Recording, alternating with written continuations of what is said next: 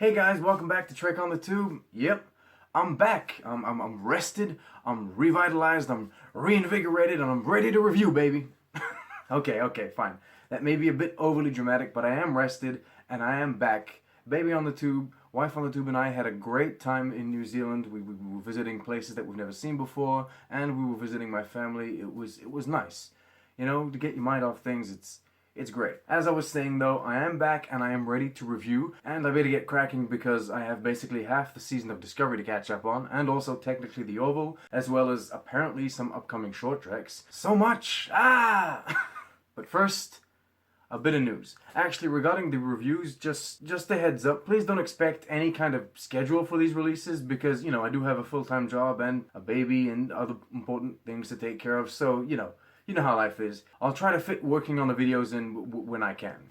Thank you for your patience. Alright, the news. Starting with everything Discovery related. As you may or may not know, Season 3 has been confirmed, and though production hasn't begun, the writing has. Going forward, the show will have yet another new showrunner, but this time it's not as big a deal as before. If you recall, the show started off with Brian Fuller, which then left and was replaced by Gretchen J. Berg and Aaron Horvitz, which were then fired and ultimately replaced by Alex Kurtzman. Well, Kurtzman is still on board, he hasn't left. Simply, Michelle Paradise has been placed as co-showrunner alongside him. Paradise previously worked on the originals, and she's been working on Discovery since about mid-season 2. It is pretty hard to specifically point out how the show changed once she arrived, if it even did, because there were so many people working on it at any given time, but from what I gather, she played a major part in getting the season to end with Pike and friends, rather than the Discovery team, and that, in my opinion, was a very good creative decision. She also explained that, even though seeing everyone speculate about the Borg online was fun, creating an origin story for the Borg in Discovery was never actually intended. I trust you've all seen the end of the season by now, and you may actually have quite a lot of questions about what exactly they're going to do with the show from now on. At this point, we don't have any real information about the plot. All I can tell you is that Season 3 will indeed take place 950 years after the events of Season 2. That places it around 3208, which is in the 33rd century. Control, the second season enemy, is confirmed by the production team to be permanently gone, so we're done with that story. And many of the characters we've seen over these past 2 years won't be coming back. Cornwell,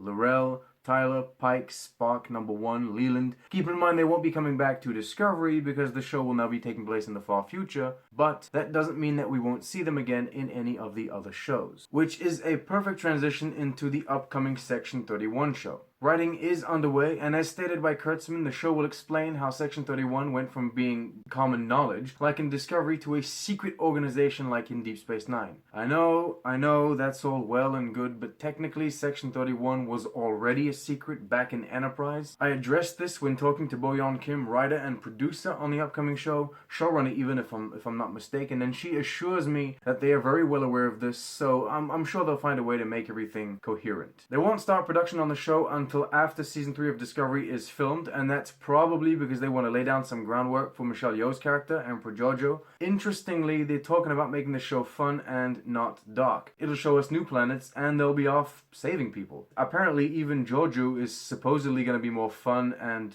gentle. Now, that confuses me because Section 31 is not known for being fun and gentle. Also, on a very personal note, I hope Giorgio will ultimately end up being the villain, because I just don't see her character being a hero or ever becoming one. She is the emperor, or at least was, of the Terran Empire. I mean, she was the most terrible person in the universe. She can't be redeemed. It would be like saving Hitler just before he dies and then having him lead Section 31 and then, you know, trying to redeem him. You can't redeem him. He still is Hitler. Anyway, we move on and finish all this Discovery news off by saying that although Ethan Peck and Anson Mount seem inclined to come back, and there are also fan petitions going on, there is no Pike spin-off currently in production or confirmed. I know a lot of people fell in love with Captain Pike. They thought that Anson Mount's portrayal was absolutely amazing. I am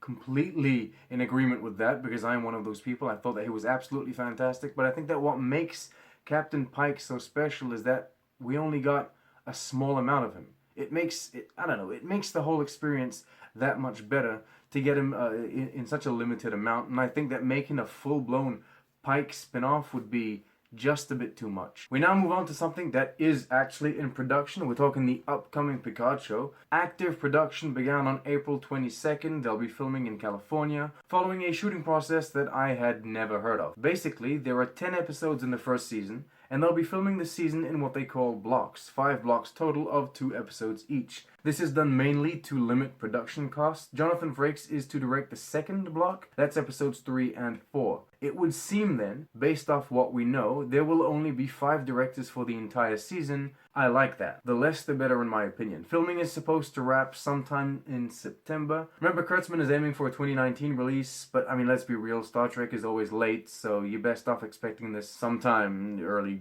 2020. During my absence, casting announcements continued, as if I weren't on vacation. I mean, come on, how disrespectful are they? Now, there's a lot of people to talk about, starting with Evan Evagora, Australian model and actor. We don't know which character he's playing yet, but I would very much see him being Kabar, the 17-year-old Romulan. Alison Pill also joins the cast, a Canadian actor best known for being in HBO's The Newsroom, as well as Harry Treadaway and Issa Briones. I don't know how to pronounce that name. I'm sorry, I do apologize if I pronounced it wrong. I don't know who they're going to be playing on the show as of now, but I'm sure you all have your own idea based off the character breakdown we got a few months ago. That's it for the Picard news. Keep in mind this show is not supposed to be a direct follow-up to The Next Generation, nor is it a reboot of the iconic show. This new Picard story is not supposed to replace The Next Generation or even remind you of it. A lot of people think it's going to ruin The Next Generation somehow if it's not good. These shows are 2 completely different stories which just happen to have one character in common. So, you know, just don't freak out about it. Alright, we finished this off by talking about a show that has most people confused, or at least uncertain. The kid-oriented CG animated Star Trek show coming to Nickelodeon. The hashtag is NickTrek, and the plot says that the show will follow a group of lawless teens who discover a derelict Starfleet ship and use it to search for adventure, meaning, and salvation. I don't know what to think of this. I'm intrigued, but I just don't know. I'm also not sure how I'm going to review these. I mean, I'm not exactly the target audience, am I? And will the target audience even want to watch reviews? I don't know. We'll see. Alright, that's it. That's the news. There's also a story about how Viacom and CBS might merge. Last time these talks were underway, it didn't work out at all, so nothing is certain as of now. If Viacom and CBS do merge, it would be fantastic though. Finally, Star Trek would be under one roof again. Okay, thank you so much for watching. It's good to be back. I love making videos for you guys. Remember to like, subscribe, share with your friends. Hold tight for those reviews, and live long and prosper.